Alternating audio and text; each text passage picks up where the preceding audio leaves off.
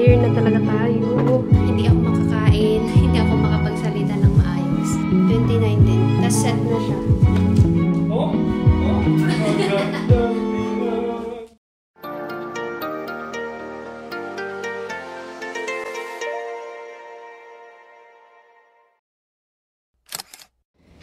Okay. Haul muna natin yung mga nabili natin sa Forever 21. Yung ating dinner chicken. Sakto mainit-init. Maya-maya kami kain. Medyo busog pa sa fries. Ano pa lang naman, magsi-7. So, mga 7:30 tayo. Anyway, tara! Meron tayong malaking paper bag dito. Pero hindi naman natin siya natin. So far, ito yung mga nakita natin. Meron tayo itong 1, 2, 3, 4. Yung isa, yung skirt, binalik ko. Pero maganda rin yun eh. Pero binalik ko siya. Anyway, start tayo dito. Ang lambot nito. Masarap niya sa balat. Medyo tsaka lang siya tignan kasi kulubot-kulubot. Pero pag na-iron to, maganda siya. And it's in the color brown. Next. Ito, cute to. Pag summer-summer, gano'n. White dress. Try ko. Actually, nakita niyo ito kanina eh. Nung nagsukat ako sa fitting room. Nag-video naman ako doon. So, ang size nito is medium. Tapos, pop-up yung sleeves. Ang cute nito. Ito, sakto. Malapit na mag-winter. Nakakuha tayo ng parang sweater. Tapos dark brown din yung kulay. Parang yung ating polo kanina. And last, itong maganda to. Hindi siya maxi eh, kasi hindi siya abot dun sa ankle ko. Pero below the knee din to. Maganda to guys. Ganda pa ng kulay. Kinuha ko to.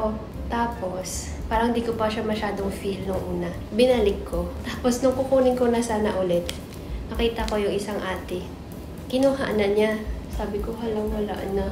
Tapos habang nag-iikot-ikot ulit kami, nakita ko ulit siya. Siguro hindi nagkasya kay ate, kaya binalik niya. So, kinuha ko na. Tapos nung sinukat ko, kasya siya. Ang ganda niya.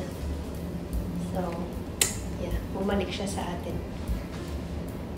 Kala ko talaga nakuha na ni ate kanina eh. Kasi hawak na niya. Tapos narinig ko pa, sabi niya, halang ganda nito. Size naman nito is medium. Anyway, yun lang. Init natin yung chicken, guys. Naalala ko, may air fryer nga pala tayo. Init ko sana siya sa pan eh. But since meron na tayong air fryer, dito na natin siya iinit. Meron kami dito, ano ba pangalan nito? Baking paper. Yep, baking paper from Falcon. Ito yung lalagay natin dito. Ayan, idalagay ko lang yung chicken.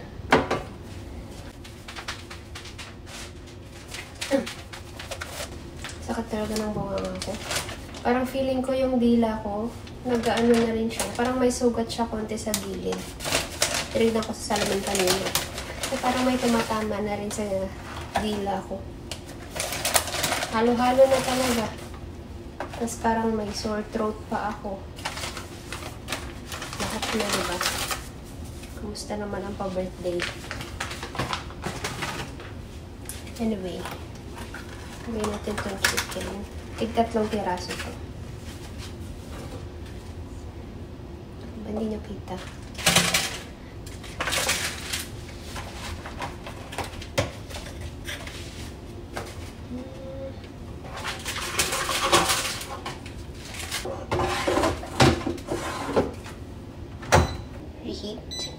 Reheat natin mga 10 minutes muna. Sige, 170 tas 10 minutes.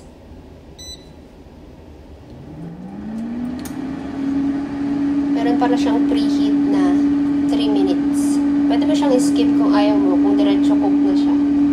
So, meron ditong option na skip preheat. May update guys. Yung sa preheat, mali nga pala ako eh. Dapat wala muna palang food yung pagkalagay mo sa preheat. Sasabihin niya, after yung preheat, after yung 3 minutes, add food. Tapos bubuksan mo dapat to. Saka malalagay yung food. Eh, nasa loob na yung food. Binuksan ko na ulit, tas close. Tas kusa siyang magsa-start ulit. Para dun sa 10 minutes na sinet kanina. Actually, cancel na natin to. Baka naman masunog siya. Oh, see? Tignan nyo. Oh my gosh. May air fryer na talaga tayo.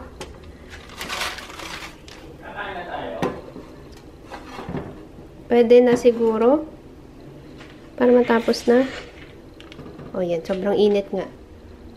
Hindi siya pwedeng ma-off. Kailangan ibalik yung ganito, basket niya. Anyway, sige maghain lang tayo para makakain na. Kain na tayo. Ito na yung ating chicken. Meron tayong, of course, alam nyo na, ranch sa akin, sa kanya sweet chili. And ang drink natin tonight is juice. Ito yung Rani na cocktail. Ito na yung lagi namin binibili na juice. Nagustuhan naman namin yung lasa niya. Ewan ko lang kung meron pang mas masarap dito.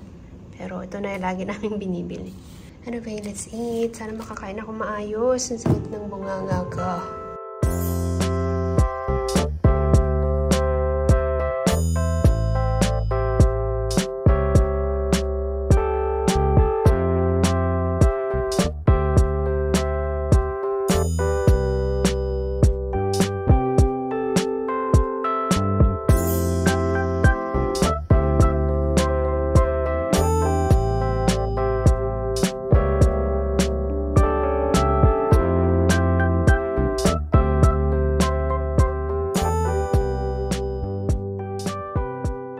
It's tea and milk time. Sa kanya milk. Ang sakit pa rin ng ano ko. May magagargle ako ng salt and warm water. Sana bukas mabawasan na yun. Kasi ngayon ang hirap talaga. Pero naubos ko pa rin yung dinner natin kanina. Unti-unting nguya lang. Ang hirap yan. Doon talaga siya sa dulo. So, matatouch at matatouch siya kapag gumaganon yung bunganga. So, tiis-tiis lang. Ang oras na natin pala ay 9:05. Nanood ako kanina ng Abot Kamay na Pangarap.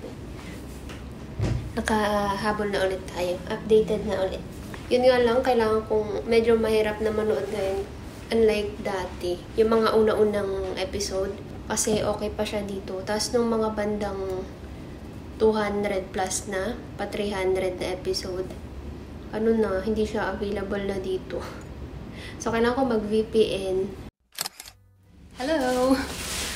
Tagal ko din nag-vlog. Siguro mga almost 2 weeks. Kasi, yung aking wisdom tooth, parang medyo namaga yung gums, ganyan. Tapos hindi na ako makasalita ng maayos. Well, actually, nung birthday ko, medyo may nafe-feel na ako. Pero parang na-experience ko na siya dati. Tapos nawawala naman siya kinabukasan or after 2 days. Pero yun talaga, as in, grabe. To the point na medyo namaga na. Tapos, yung sa loob, basta, hindi ako makakain, hindi ako makapagsalita ng maayos. So, hindi ako nag-vlog. Pero ngayon, medyo okay na siya. Pero still, meron pa rin ako nararamdaman. Tapos, sobrang sakit niya, lalo na ng mga unang, mga araw, mga first 3 days. Grabe. Ang dami kong nainom na painkiller. Kasi lalo talaga siyang masakit kapag matutulog na gano'n. Tapos nagigising ako ng madaling araw. As in, sobrang sakit talaga. Anyway, yan. Medyo okay na. Bakit naman yung blush on ko ganon? Bakit sobrang makulay niya? Anyway, kakagaling namin ng Hamdan, guys. Hindi na ako nag-video doon kasi wala lang. Hindi ko lang feel mag-video. Pero pumunta lang kami doon para pumili ng pork. Actually, ito lang yung nabili namin sa Hamdan. Isang bag. Tapos, ito, yung mga pork. Tapos dumali kami ng barcode. Ito yung una naming dinaanan. Bago kami nag-grocery. Pero mamaya mo ng barcode. Pakita ko lang yung mga nabili natin sa Hamdan. Sa West Zone. More on snacks lang to, guys. Hindi na kami bumili masyado ng mga madaming pagkain. Kasi malapit na tayong lumipat. And speaking of lipat, mamaya, siguro mga 7:30 alis kami. Imimit namin yung imimit namin yung kausap niyang broker. Tapos, i-review namin yung unit kasi sakto available siya mamaya. So, ayun. Medyo busy-busy tayo. Maganda yung, yung pwesto niya actually. Tapos, malapit pa siya dun sa pinupuntahan natin dati na Alfay Park. So, mamaya makikita natin. Sana okay na talaga siya. Para hindi na rin tayo mahirapan maghanap. So, yun yung pupuntahan natin mamaya. Alis tayo dito mga 7:30. Anyway, yan, mga binili namin. Yan, more on snacks lang. Hindi na kami bumili ng madami kasi pangdagdag pa yun kapag lilipat na. Dadalhin. So, saka na lang ulit tayo magmamaraming grocery. Ayan, chips sa kanya to. Actually, wala akong kinuhang chips na para sa akin eh. Ang gusto ko lang talaga ay V-cut na green, pero walang V-cut na green. Puro yung orange. So, wala akong nakuha. Mukhang masarap to. Siya nakakita nito eh. Chicken skin cracker. Ano, parang ang sarap niya isaw-saw sa suka. Okay, Bear Brand. Ang tagal na namin hindi nakakapag Bear Brand kasi sa Carrefour wala na kami nakikitang Bear Brand. Dati nakakabili pa kami pero wala na. Parang ilang buwan na namin hindi nakikita. Kaya binibili namin gatas yung ano ba yun? Almaray. So, since meron sa West Zone kanina, kumuha na akong isa. Gummies, itong Chupa Chups na cola. And then may naka-sale na pepero. Ito, ano lang ata to. 12 or 13. Tapos meron daw siyang 4 na packs sa loob. 11? 11 to? Mas mura pa pala. Dalawang flavor to. Parang cookies and cream ata yung isa. Pero mas bet ko yung almond. And then, taran! 1 litrong, 1 liter ba to? 1,000 ml. 1 liter yun, no? Mogu-mogu. Sa kanya yan. Kasi lagi siyang naghahanap ng mogu-mogu. Minsan bigla niyang maalala. Parang gusto ko ng mogu-mogu. Eh, may nakita siyang mogu-mogu. Yung malaki na yung kinuha niya. Medyo mahirap pa rin magsalita, guys. Sorry. Sugar. Wala na kaming sugar. And then ito. Sa my pork section, kumuha tayo ng pork cubes and Spam. Hindi ko napapakita yung isa. Ano lang naman to? Pork belly, tapos ito, ribs. Magninilaga tayo. Siguro, itong weekend, magninilaga tayo. And then ito, actually sa Ate Bel ang nagbudol nito sa akin. Sabi niya, ang sarap daw ng crab balls. Yung kinakainan namin na off the hook, merong crab balls yun eh. Masarap din yun actually. So, sana masarap to. Last bag, barcode. Ay, dumati kami ng Adidas kanina. Sayang naka-buy one take one sila. Ay, kakabili lang niya ng shoes. Unahin na natin yung sa kanya. Sana yun? Meron ulit siyang nabili na polo shirt. Ito ay tig 25. Yan. Black lang. H&M na shirt ulit. Ito, tig 10 lang to. Ano yun? Sticker. Stain. Maganda rin to. Yung budol niyan. Ito. Akong pumili nito eh. Ano siya? Jagger. Na hindi ganun kakapal. Maganda pa yung kulay. Actually, parang yung suot ko. Oh. Ito, tig 29 lang to. Yup, 29 na.